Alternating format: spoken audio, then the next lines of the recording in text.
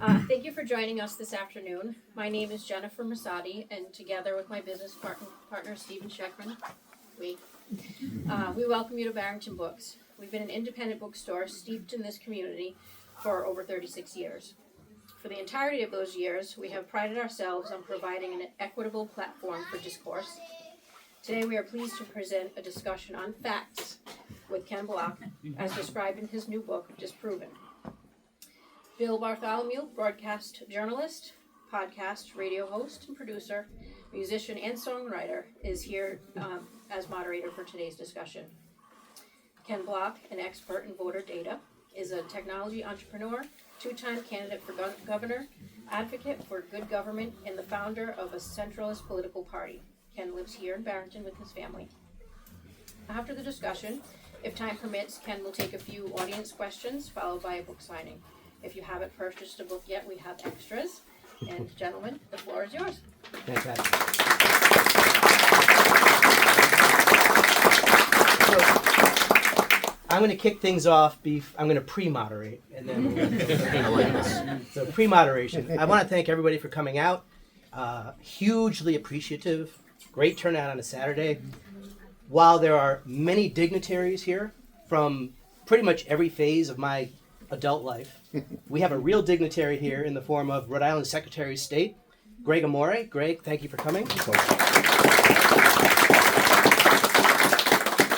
I also am compelled to say that Rhode Island's mail ballot king is in the house. Eddie Cotugno. Eddie worked on my campaign back in the day.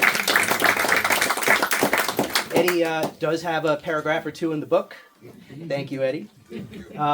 Greg does not have a paragraph or two in the book because his predecessor does, and we'll leave it at that.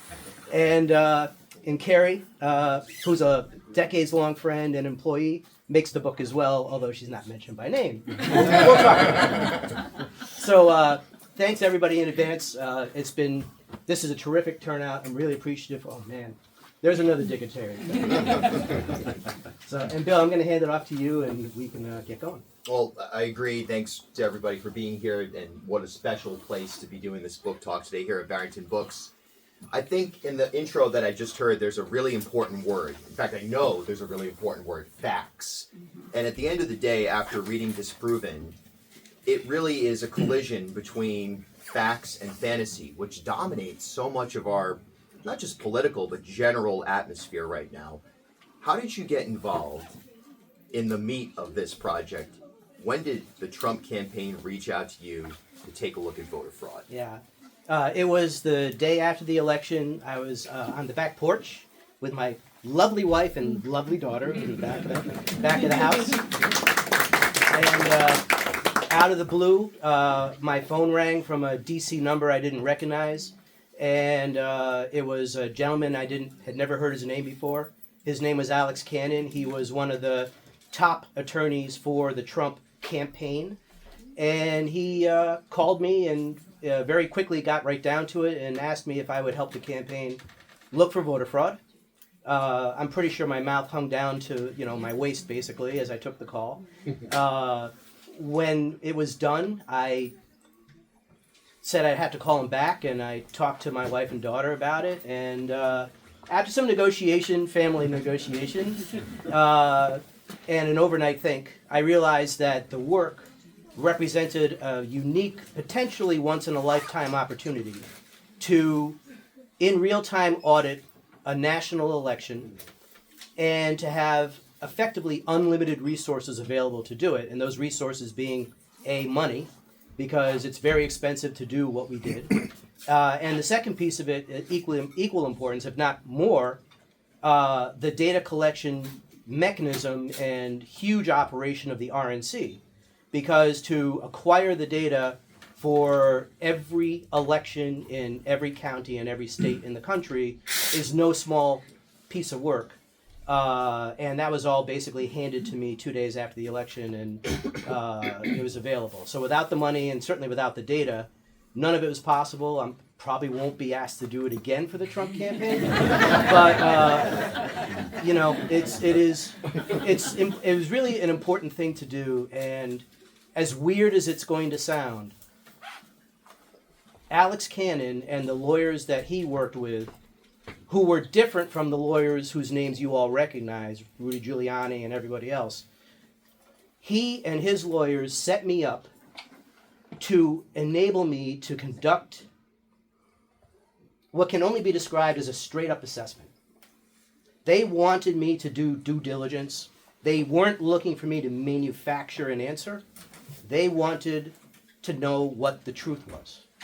And I told them before we signed the contract that in a decade of looking at data, I didn't expect that we would find what I knew they needed. And the answer that came back was, well, I appreciate that.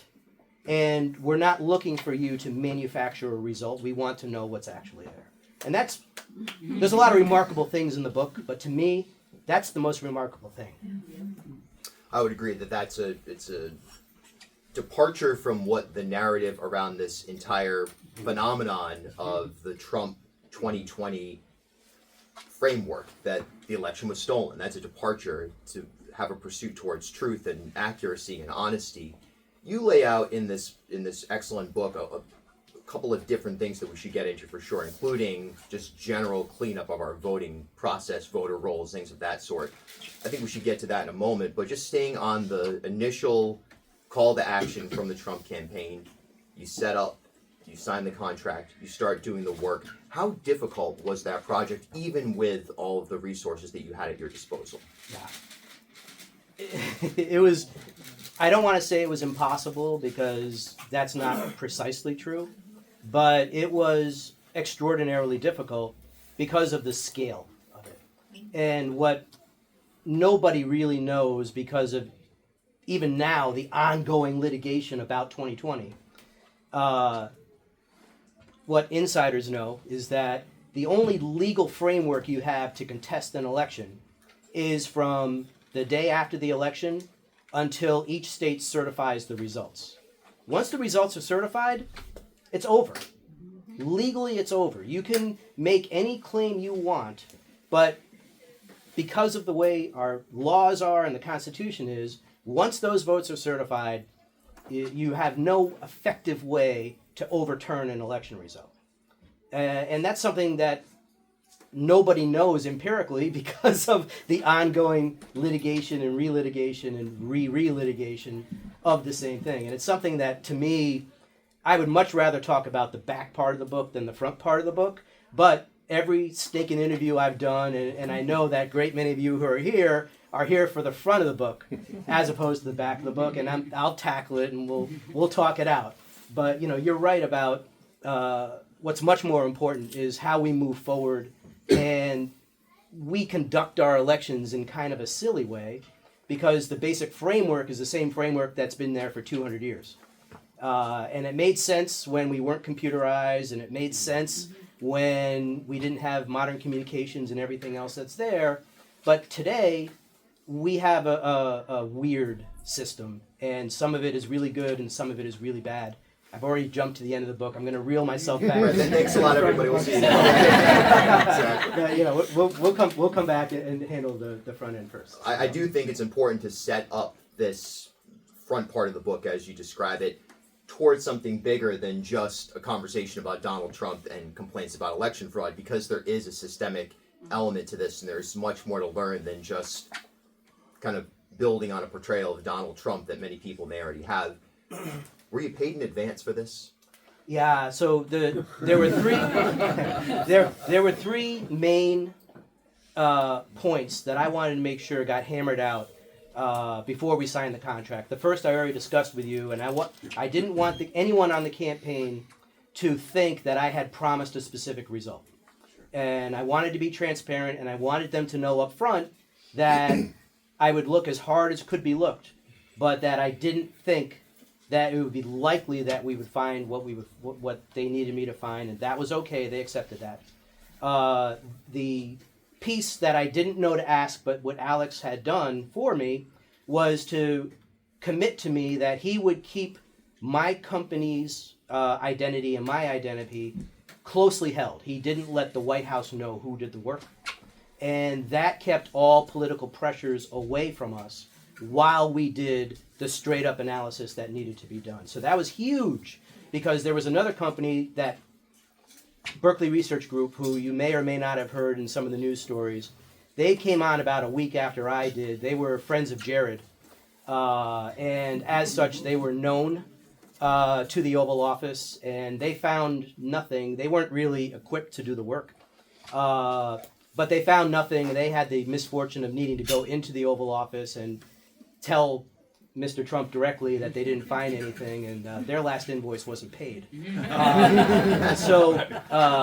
For me, my third piece and the important piece was because of the expense of the work that we did and the very expensive data analytics that I need outside vendors to do some of the work, as we use extremely sensitive and confidential databases to ensure that when we're talking about a John Smith who lives at an address and has a specific date of birth, we need to know exactly who he is.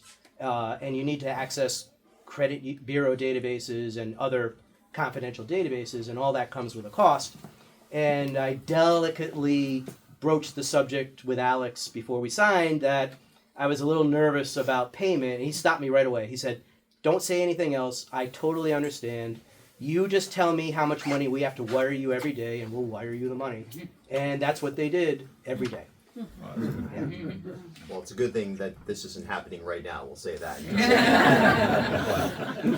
So, obviously you have expertise when it comes to data and data analysis. And without getting into the weeds here, just from a layperson's perspective, how did you do this work? What is it, what happens?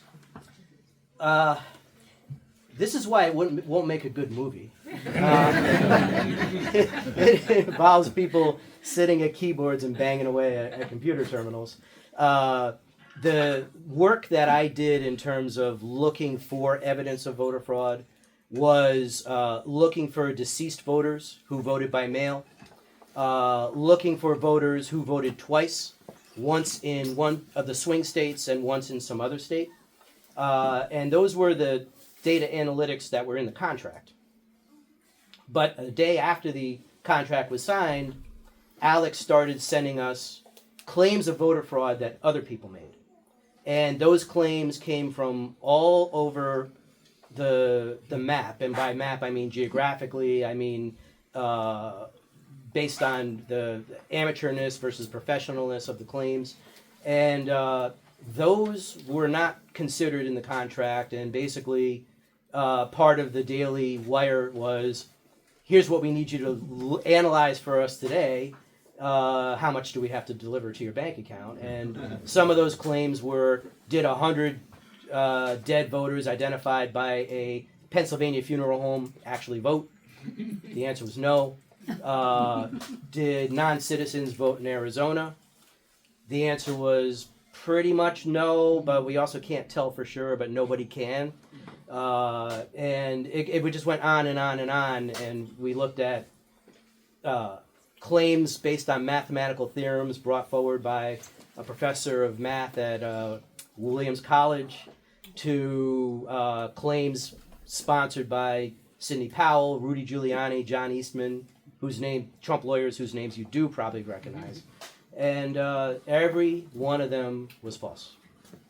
So you were essentially teed up with micro projects towards much of the macro claim that the election was rigged, and went through each piece. Did you at any point start down any tributaries that weren't identified by Trump world, for lack of a better term, and find anything that you went back to them and said, well, what you put forth didn't true out, but this area that I discovered trued out? Well, first of all, nothing trued out. And second of all, there was barely time to eat and go to the bathroom. So there wasn't any time in the 35-day window that we had to do the work we were contracted to do, and then on top of that, do an even bigger body of work that was not envisioned in the contract, dealing with the claims that came from everywhere. I don't know this for a fact. I'm pretty sure that Alex didn't think that there was massive voter fraud circulating out there. And I think that's one of the reasons that he felt so confident in taking the totality. And I guess the other thing I just want to say is, this just on a daily basis, this happened, right? It wasn't like there was some sort of roadmap for here it is November 7th, and we know everything has to be done roughly by December 1st, and we're going to look at claims from here and here and here and here. The claims found their way to the Oval Office, went to Alex Cannon, came to me with, holy crap, this has to be done right now. Everything was right now. There wasn't a single thing that wasn't right now, because each of these claims was supposed to inform a lawsuit. So, and high stakes, right? Because they wanted to contest an election result in one of the swing states. So, and for the lawyers to do their work and make the filing and everything else, in theory, they had to know whether the claim was true or not. In practice, clearly many of the lawyers involved couldn't care less about whether the claims were true or false, but Alex and his cohorts did.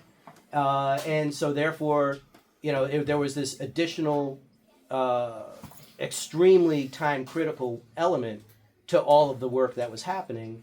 And there was too much work to do in the 35 days in which to get it done. And of course, the former of those lawyers, many of whom you could argue ruined their lives by pursuing an agenda rather than facts. 100%. I mean, I'm still shocked at the fallout from so many individuals giving everything to the effort to try to overturn the election, and what that's meant to them professionally and personally. I mean, there are so many, I don't have to recite them all to you. You know how many people have had their professional reputations ruined, have had their personal financial lives ruined by this pursuit of election denialism when it's so not there, right? And I know there's more than a few lawyers sitting here today, and I'm not a lawyer, and I don't want to get in trouble with the people who are, but to have a successful lawsuit, you need to have a set of foundational facts that are allowable in a court of law. And my job contractually, I had a sentence in there that said, whatever I found had to survive legal scrutiny. And that's why I was in the data, and that's why I only saw claims of fraud that came from people who made those claims based on data. Even though some of those data analyses were terrible, at least they had data behind them. I was never asked to weigh in on truckloads of mail ballots. I was never asked to look into Ruby Freeman and her alleged USB thing, right? Those are hearsay claims. And that's totally different, and it's almost never allowed in a court of law as foundational evidence. So, and what so many people who are still just wound up in this whole election denialism, all they hear are these hearsay claims without any real ability for anybody to prove them false, or even after they've been proved false, they still circulate and people still believe them. And the only way to combat that is to bring forward not alternative facts, but the actual facts, which is what this book has been all about. And unfortunately, I've just had a really, really hard time talking to conservative media so that their listeners and viewership can hear these facts. And that's probably the biggest problem we have in this country right now, that I cannot get my voice heard in the places of this country where it needs to be heard. I could not agree more with that. And from a chair that I sit in Monday through Friday, right up the Wampanoag Trail here, on a certain talk radio station that I love dearly, and a medium that I love dearly, it is clear that even just here in southern New England, there are people who will not accept your facts. They won't accept the forensic expertise. Tom Nichols has that great book, The Death of Expertise. And this is a perfect example of it, where you haven't really been able, all the interviews you've done, national, local, regional, the opinion pieces you've been writing, getting into, dare I say, Newsmax or some of the conservative radio shows, things like this, has been especially difficult. Why are we in this moment where one side of the political spectrum, at least a chunk of it, is so unwilling to face reality? I don't know. I don't know. I mean, but that is the question. That's the question of the decade, right? I mean, I wrote the USA Today opinion piece that ran in January of this year that was picked up nationwide and lit off a whole cycle of TV and everything, was originally intended for the Wall Street Journal, and they wouldn't run it. And so I tried them again. I went after New York State's terrible data, and we'll get to that in a minute. Oh yeah. And I knew this would be clickbait for them, and it was. They got right back, and we were negotiating. But for all of the bad data in that piece, I had a sentence that said, but none of this means that this is voter fraud. It's sloppy computer systems. And the Wall Street Journal refused to run the piece because of that one sentence. So, they're supposed to be the smart ones, right? So this is really the fundamental problem, where we can't even have an intellectual conversation about what's really going on and frame the conversation in a neutral way. I mean, let's face it, this book, I went to great lengths, and for the lengths that I failed at, my publisher wrung them all out, where it's neutral. There's no attack. There's no, it's as unbiased as I could possibly write it, and then they made it more unbiased. And that was on purpose, because it was written to be accessible to everybody, regardless of where you sit politically. And yet, I still can't get it aired. It's, again, using that media lens, it is a really disappointing phenomenon that we see right now, where we're so narrow-casted that it's like, where is the news? Where is reality? I'm not sure that it exists right now. It's certainly in a mainstream place, and that makes the work that you've done all that more challenging going forward as we start to move to the back of the book here. And I guess before we do that, I should ask just your overall take around being around Trump world. I know you weren't in a limousine riding around with Rudy Giuliani or anything like that, but the portrayal that's been put out there of this sort of delusional inner circle, is that accurate, or are these folks more than anything just trying to do anything they can to advocate for what they believe in? I honestly don't know. My main and largely only connection to the campaign was Alex. I don't have any special insight to the decision making. What I do know for a fact, not that I knew it at the time, but I was able to piece it together I read a lot of the January 6th depositions. And I did so. In fact, the whole reason this book exists is because while the January 6th committee was airing their hearings, I had them on in the background in my office. And I actually heard Alex Cannon being interviewed on TV. And I went, uh-oh, right? Because up until that point in time, my in-laws didn't know I had written this book. And it was very closely held. In the summer of 2022, the number of people who knew that I had done this work, let alone that even thought about writing a book, was, a dozen maybe. Or maybe a few more because my kids have big mouths, but, a small number.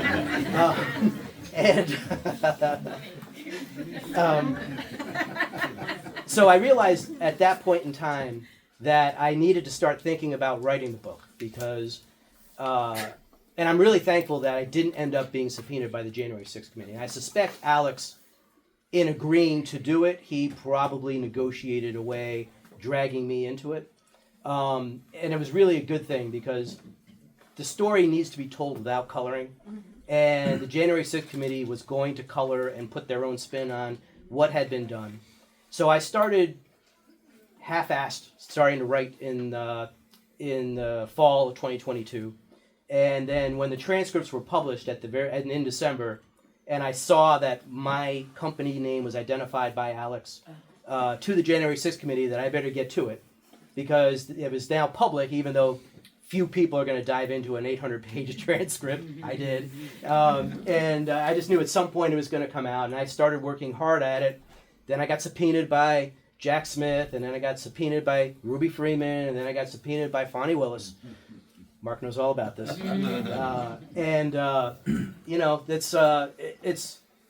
It's all worked out that I was organized. I'd already gotten my thoughts together. I had all the emails all put together. So responding to the subpoenas, other than the shock of getting them, was fairly straightforward. And Carrie's role in all this is, she may not even know this. You were in my office the day the FBI called me on my office line. And I didn't let on that it was the FBI, and I left the room and took it on my cell phone and disappeared for an hour while I talked to the FBI man who was representing Jack Smith. Ruby Freeman delivered their subpoena to me by a knock on the front door, and then Fonnie Willis's subpoena was email. So kind of gotten them all ways at this point. It doesn't faze me anymore, I guess. I suspect I'm actually not done with them, but that's all I have up to this point. Well, intense, no doubt about it. The first chunk of the book is an intense read. It also quickly becomes, if you're a student of this work, it becomes a reference book. It almost becomes a textbook of sort. You had an interview, I don't remember who it was, one of the big, it may have been C-SPAN, where they had, some producer had flagged page after page of the book, and I thought that's something we all ought to do, those of us who talk about this work with any sort of long-term vision, to be able to reference facts, because it's so important. The big takeaway, of course, the back of the book. Our election system right now, our voting system. We can start right here in Rhode Island, we can expand out to other states. Your takeaway, in sum, on the status of election integrity in the United States. Yeah, so what those who've already read the book or have heard my shtick on whatever media you've heard it, I apologize for getting into it again a little bit. But the many people who don't really think about elections all that much will just assume that there's 50 different election systems in the country, one for each state. The reality is that there's more than 5,000 different election systems across the country. And what's even more surprising than that is how those different systems do the same thing so dramatically different from each other. And that is the piece to me that I think leaves us most at risk and is the most, well, there's several things that are unfair about our elections, but the uneven way that our elections are implemented from jurisdiction to jurisdiction is really unfair. And my favorite example of this, and I'm going to ask Eddie to answer this question. My favorite example of this is this. If you vote by mail 3 weeks before the election, and then you have the misfortune of dying before Election Day, does the vote count or does it not count? In Rhode Island, it probably counts, but it's not supposed to. He's exactly right. But of course, he's the mail ballot king, so you better know this, right? So what happens is that, in Rhode Island, we count the vote, but we don't have any foundation in law for that to happen. That situation is not, there's no law that says what we should do, which makes us, with about 1/3 of the states, don't have a law that says what should happen in that case. The other third of the states allow it, and the other third of the states don't allow it.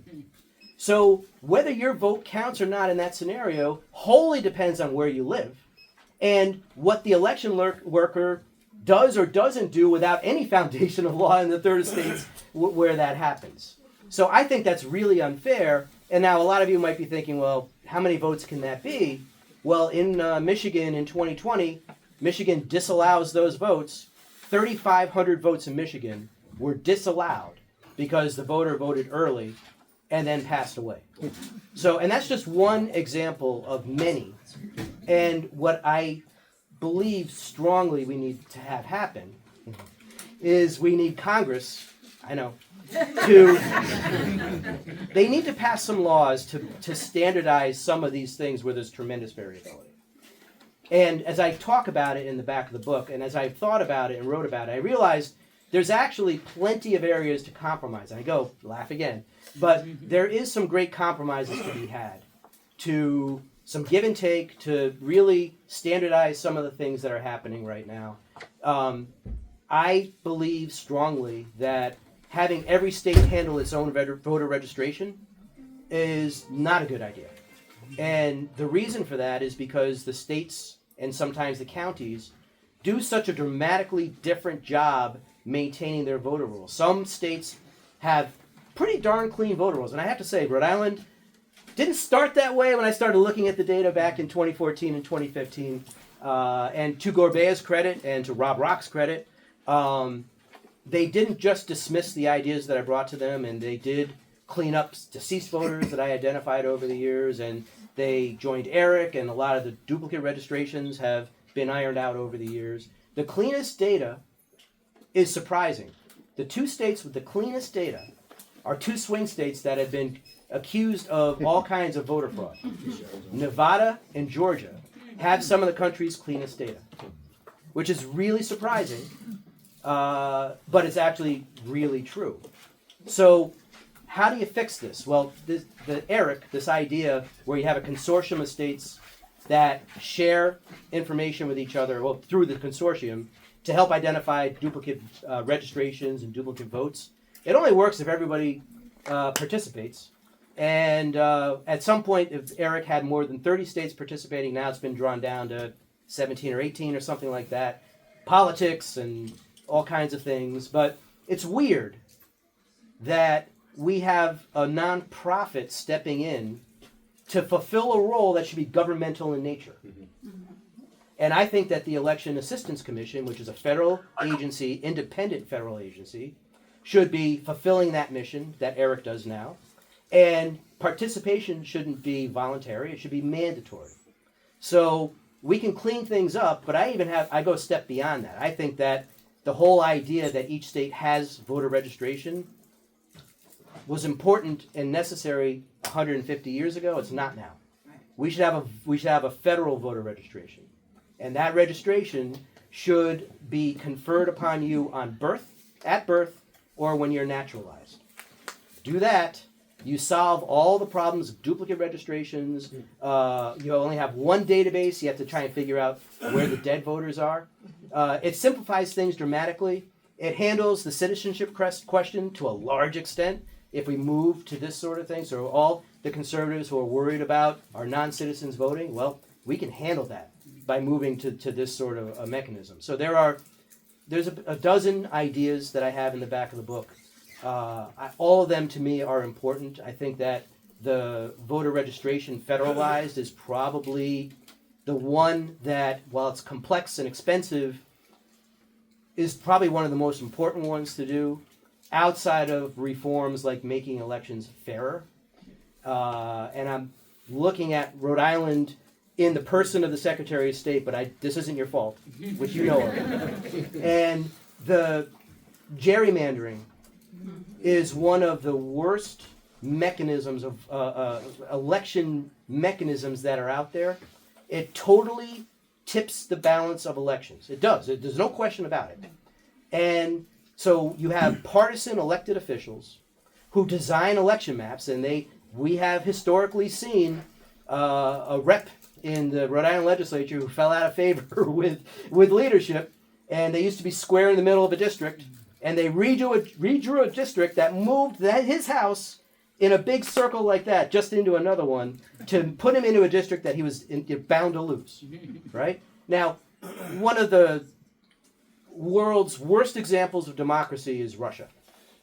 They call it a democracy, but Putin doesn't draw his competition out in a map. He just kills them, right? So, but here, in this country, it is largely legal, or depends on the court and everything else. It is okay and accepted practice for partisan elected officials to tip the balance of our elections, and that's wrong. And what happens when in Congress 80% of the seats are not competitive? We know who's going to win the seat based on which party the person is running under for each of those seats. Only 20% are competitive. You want to know why we get more extremes in Congress and why there's less willingness to compromise? It's because our elections have become increasingly non-competitive. And while I can't put any pressure on any other state but Rhode Island, I am putting pressure on Rhode Island. And I know it's not on you, because we've already talked about this, but I knew it anyway. At the end of the day, it's up to the legislature, and Rhode Island's legislature should join California, which has already done this, and they should give up their ability to gerrymander and hand the creation of districts every 10 years to a nonpartisan commission whose job it is to do it fairly and to do it right. If that one simple, except for the politics of it, change, could dramatically change the face of our elections. That was a long. Oh, that was a fantastic answer. Fantastic. There's another piece to this as well, which you'll appreciate, Pat Ford will appreciate, many of you may appreciate, which is ballot access as well for non-major political parties. I know something about that. You know something about that. And look, there are polling shows right now that there's so much of a want for something different, whether that's in terms of within an existing political party, new political parties, whatever the case is, there's a desire for something fresh. People don't feel, again, based on national and local polling, that the political parties right now necessarily represent their view. The wide tent has gotten too wide in some cases. And so third parties, for lack of a better term, struggle to obtain ballot access. Gerrymandering certainly impacts the ability of third-party candidates to have any sort of, or parties to have any sort of viable performance. In every way, you won't find a proposal that makes for improved competition, one that I won't like, except for two that on their face should make sense, but they really don't when you dig into it. And those are ranked choice voting and top two elections. And I'll tackle top two really quickly first. I want to leave time for questions. And there's not a question you'll throw at me that I won't answer. Almost. The top two is terrible because while the idea behind it is to figure out some way to make sure that the winning candidate has a mandate, 50.1% of the vote, to exclude so many candidates from making the general election ballot, except for two, what that means for emerging parties is that they'll never emerge. And in our primaries, only at best 20% of voters vote, except for extraordinary circumstances like a special election for Congress. And that's not the place to live and die. And you'll find that anybody who's trying to emerge won't in that scenario. And for that reason alone, it's not the right thing to do. On top of the fact that contriving a mechanism to get to 50.1% when the reality is most voters don't want that person who's going to win as the first choice, that's not a mandate no matter how you cut it. And that's my knock on ranked choice voting, the same thing. If you have 5 candidates and it takes, I won't get into describing the mechanism, but let's assume it's ranked choice voting involves you vote for someone as your first choice, your second choice, your third choice. And then they go through and count votes. If on the first count, nobody emerges with 50.1%, they take the candidate with the least votes, throw all those votes out, take that candidate's second choice votes, go again until someone gets 50.1%. In an environment where elections have consequences, in no way should we have a voting mechanism that gives a false sense of mandate to the winning candidate. You don't have a mandate if you win even in the second cycle of counting. And you should be compromising in your position. You shouldn't assume that since you've been declared the winner, that off you go and you can do whatever the heck you want because you won. We need to pull ourselves back to compromise and thinking about the electorate as a whole as opposed to just the folks who voted for me. There's also another option. There was a brief experiment in South America where they essentially just took the phone book and said, all right, we're going to draft people and say, hey, are you interested in being in the General Assembly? Are you interested in being governor? Okay, we'll put you in a lottery. I'm not sure that worked out so well. Your take on that, because it actually has gotten a little bit more chatter. It's I'm not saying anything you don't know. It's become it's not the same. Serving the public now is not the same as it was even 15 years ago. It's a different environment. It is uglier in every way. And, looking at the candidates for governor from Lincoln Chafee all the way up to here, as somebody who had a pretty close view of the folks who won those seats, none of them looked like they particularly enjoyed their time while they held those seats. And it's much worse now, than it was even 10 years ago. So whoever's going to run for these seats had better want it, because without somebody with the drive to go after it, I can see a lot of people serving for like a week and quitting. So it's a pretty rough thing. You mind if we open it up to No, I questions? think we ought to, yeah. Cheryl, I know you have a question you're burning to ask me, so go ahead. Actually, I don't. You don't? Well, when we spoke, Cheryl expressed some concern about what I think will happen in this election. And I'm going to start by putting a bunch of caveats in front of it because between now and November, a lot can happen. Look, if one of the two candidates falls down and breaks a hip on live TV, the election's over, right? And that could happen on either side. I'm not.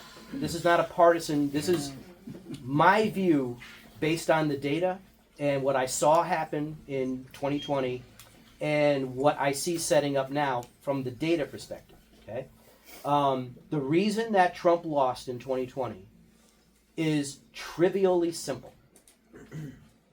He told the rhinos to get lost, and they got lost. Right. Okay? I mean, that's it. Yeah. He lost by 12,000 votes in Georgia. How many rhinos do you think live in Georgia? A lot more than 12,000. Okay? Arizona, he lost by 11,000 votes. Same thing.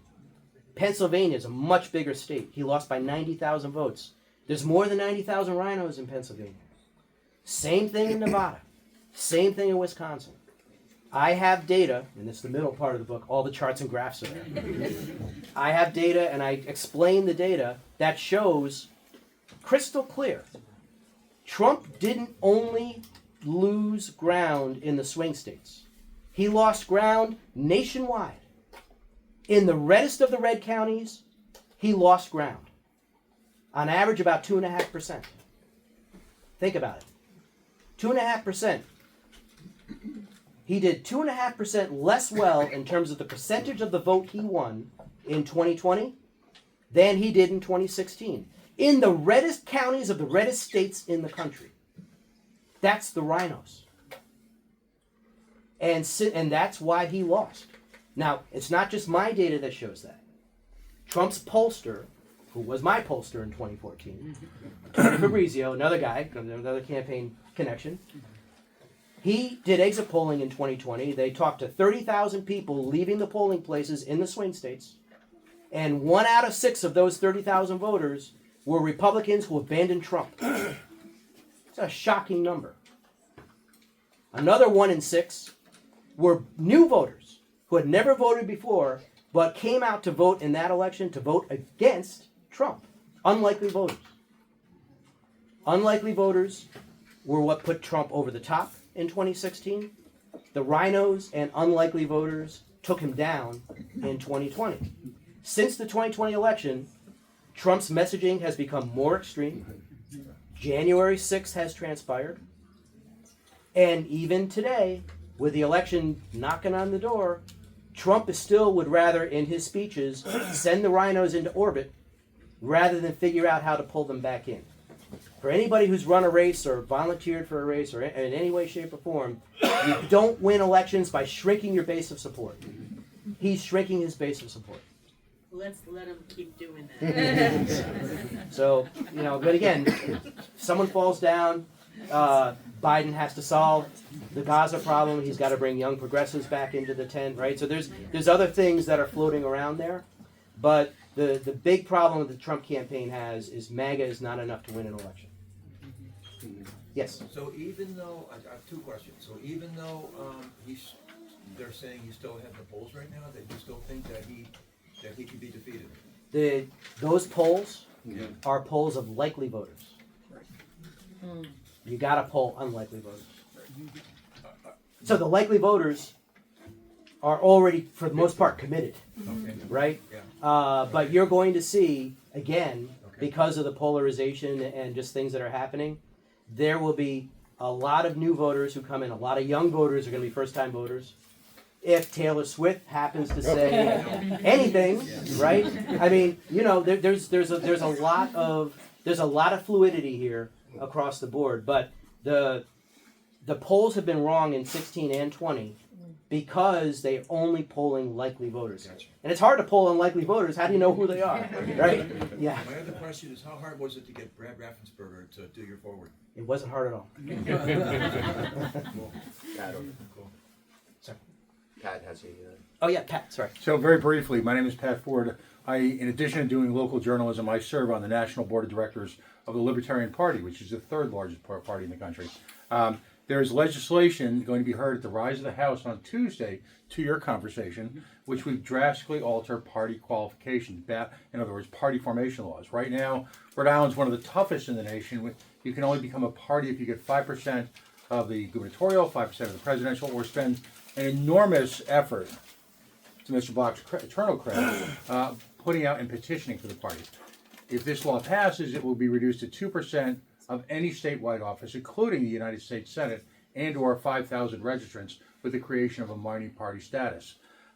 So there actually is hope in Rhode Island that if this legislation moves forward, it's an everybody bill. It's given opportunity to the working family parties, Libertarian Green Party bill, whatever. But it's a major move forward to open up democracy and open up opportunities for virtually every political persuasion to compete. And it's not an easy barrier, by the way. 2% sounds like a little. It's a lot. You're talking 8,000 to 12,000 votes in any given election. But the opportunity exists right now to change Rhode Island so that virtually any political organization that we don't even know exists right now in 10 or 20 years could become viable political parties. So that's actually happening in real time. Yeah, and I'm glad you mentioned the Libertarians, because while the rhinos is one easily documented and accurate reason for why Trump lost the swing states that he lost, the Libertarians are another. In Georgia, the Libertarians took 5 times as many votes as the number of votes that Trump lost by. 5 times.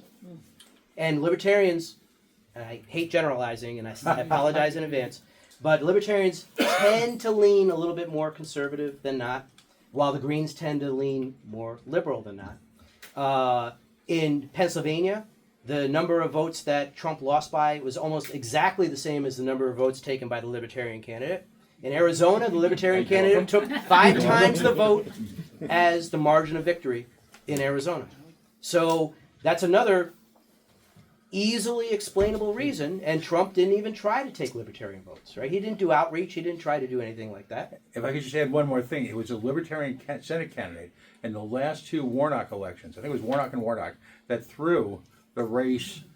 Chase is our most recent, he's one of our presidential candidates, who threw the election into a second round because none of them got a clear majority because of us.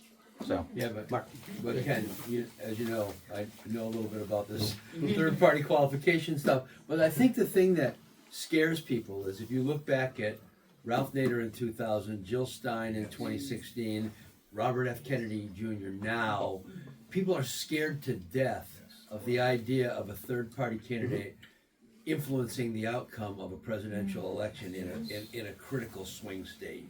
And so I think that while it's a great argument in theory, and I believe in it, I think that's one of the problems with it is people are scared of how that affects an outcome, especially at the presidential level. So Mark shows up in the book multiple times. And for those who don't know, I was introduced to Mark. He's an attorney with Lock Lord in Providence. And the Rhode Island chapter of the ACLU put me in touch with Mark when I was thinking about trying to launch the Moderate Party back in 2008. And I read the laws that governed how you had to do it. And after reading them, I went, oh, that's impossible. And I went to a former Attorney General named Arlene Violet, who's a good friend and is here in town as well.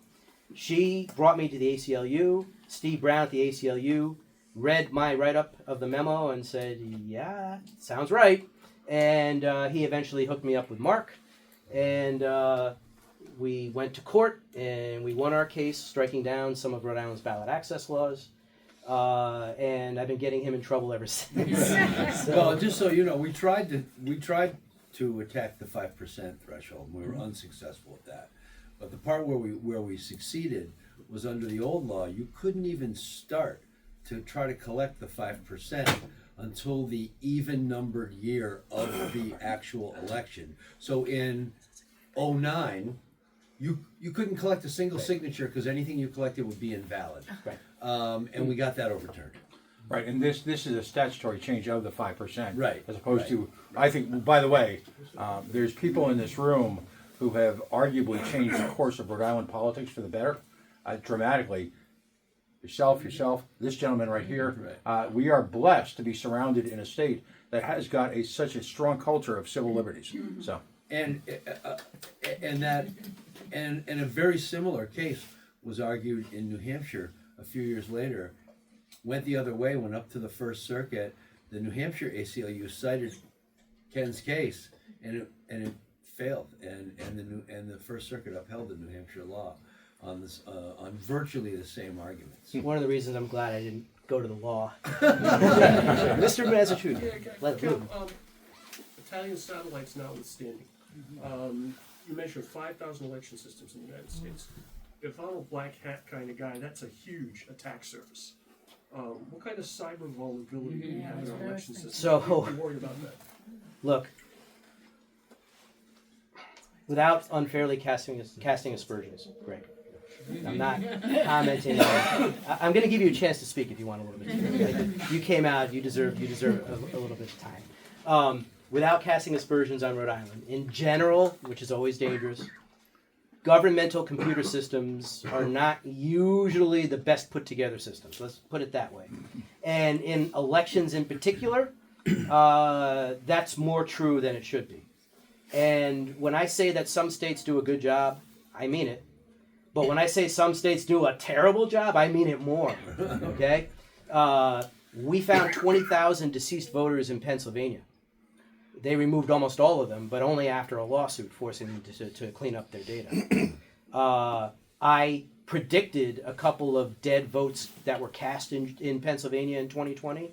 I identified that these were dead voters who were registered close to the election who had been dead for up to a decade.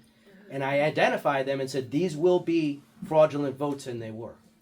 So that's pretty bad when you can, someone on the outside can make that determination, and Pennsylvania election officials didn't, right? That just sort of gives you an idea. Two states that have absolutely terrible data are New Jersey and New York. New Jersey has 25,000 registered voters with a date of birth of 1800. Hey, they're healthy. 8,000 of those voters voted in 2020. Think about that. Now, is that voter fraud? No. But don't ask the Wall Street Journal if that's voter fraud. They'll say yes. But no, that's not voter fraud. It's sloppy computer systems. It's terrible data maintenance. Right? New York State, instead of tens of thousands, has thousands of voters with equally old dates. And hundreds of them voted. But that's not New York's problem.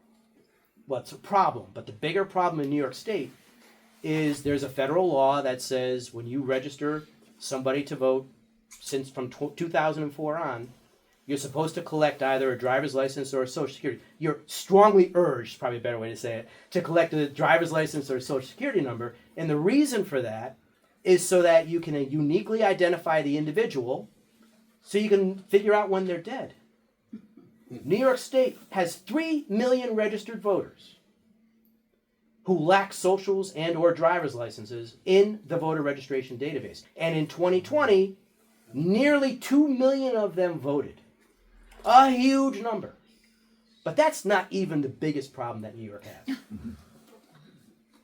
When you look at what I call dormant voters, these are voters who've been registered to vote for at least 20 years and haven't cast a vote in 20 years. New York State has 1.2 million of those voters, 800,000 of whom don't have driver's licenses or social security numbers. I would wager a lot of money that many of those 800,000 have either moved out of state a long time ago, but more likely are probably deceased. Now, if New York State removed those 1.2 million dormant voters, the voter turnout in 2020 would have increased from 70% to 78%. It's huge. And it's bad and it's wrong because these are active registered voters. If I was going to identify a threat vector in which to try to commit massive voter fraud, it would be that population of voters. And you don't clean it up because of fraud. you clean it up because it's our election system. There's no reason in this day and age to have data that's that poor. So I think this might be a great time to give you a quick minute. We've got, we have time for one more in the back. I saw 10 minutes hand up. Yeah. I'm really curious how you came up with the title of the book. Was it immediately it made sense to you, or were there a lot of choices that you could have used for the title? That's a good question. I went back and forth about whether the title should be multi-word or single word.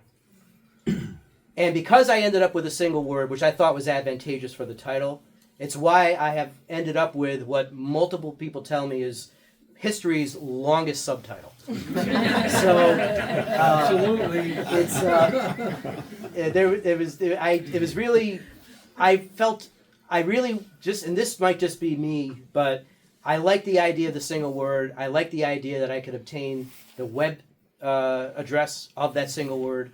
All that really appealed to me and drove to a large extent where we came to. And honestly, it's the gist of it. The gist of it is that the voter fraud dealt with in a way that survived legal scrutiny over and over again. The narratives were false. They were disproven.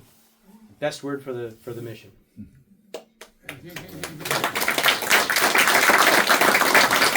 Our Secretary of State, Greg Amore. I actually just came to get the book signed. So the relationship Ken and I goes back to before he knew me. Okay. My first election, there was a moderate party candidate in my general election that I ran against. I just squeaked by him.